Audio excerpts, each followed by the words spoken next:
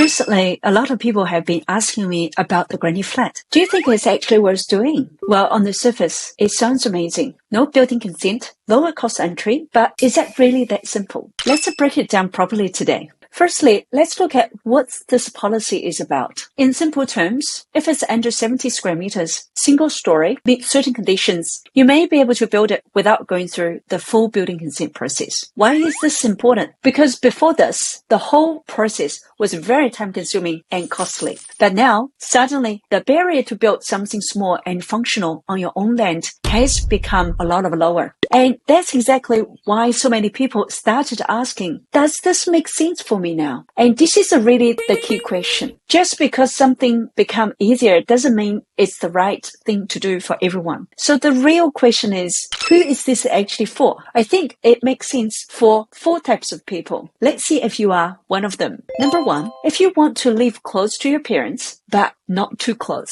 A lot of family in New Zealand want to support their parents, but living under the same roof long term, you know how that feels. A granny flat gives you that balance. Close enough to care, separate enough to breathe. Number 2, your kids are growing up, but they don't want to move out. This is actually very common. They don't want to live at home, but renting is expensive and buying isn't realistic yet. A granny flat become a really nice middle step. They get independence, you still stay connected. Number 3, you already had a home, but cash flow is a bit tight. Let's be honest right now, a lot of households feel this. Home loans, living costs, everything adds up. Having a granny flat that adds a weekly rental income help ease that pressure. And because it's on your own property, it's actually quite easy to manage. Number 4, you want to invest, but you can't afford a full investment property. This one is actually very underestimated. Let me give you a simple example. If you buy a rental property in Auckland, say maybe 600k and renting is $550 per week, the bank might only allow about 270k borrowing power from that rental income. The rest of the borrowing capacity has to come from your salary. So many people get stuck here. But a granny flat, similar rent, costs maybe just 200k. Much lower barrier,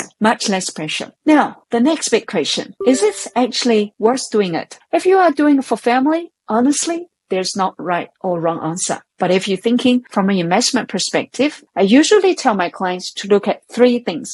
Firstly, is that going to help my property value? It's not like you build it today and value jumps tomorrow. But think about this. Home with a main house and a separate living space are actually become very rare. And some buyers specifically look for that. And so over time, it adds that uniqueness and demand. Number 2, is that going to improve my cash flow? Let's say you spend 200k and you get 30k rent per year. That's roughly 15% gross return. Compare that to, let's say, term deposit 3% return. Very different story, right? And this is stable, not overly complicated, and quite predictable. Number 3, the most important one, the leverage. This is where it gets interesting. You may not need to use your own money if you have an equity on your existing property. The bank will be happy to fund it and you collect the rent and the rent pay off your mortgage. Now you are interested, but how do you actually finance it? Now this is where people get confused. There's no one answer, but generally there are 3 ways. The first way, you already have a revolving facility. If you already got a decent revolving credit, you can literally just use it to build. Then later, you can restructure the revolving loan to a fixed term loan. It's the most easiest way. But one quick warning, if you have an offset instead of revolving, don't just use that cash to pay because this can reduce the tax deductibility. Number 2, use your existing equity. If your property has enough value, you can top up your loan. As long as your combined income, excluding the rents from the granny flat, can support the borrowing capacity. And in terms of drawdown, some banks give you the funds upfront, others release in stages. And the last way is the full construction loan. This is when it gets more complex. Usually when the equity is not sufficient or you have to rely on the rental income to support the loan, then the bank will treat it like a normal construction loan, which means the loan will have to be drawn down in stages against the invoice and building contracts. And importantly, for borrowing capacity, banks normally will also add a buffer. Let's say if you want to just borrow 200k to build, they might assess it as 220k just to be safe. So overall, granny flats are not for everyone, but it's definitely beneficial for someone who require lower entry costs, strong cash flow potential, and a flexible use like a family plus income type. If you are already thinking about it, but before you decide to go ahead, have a chat with us.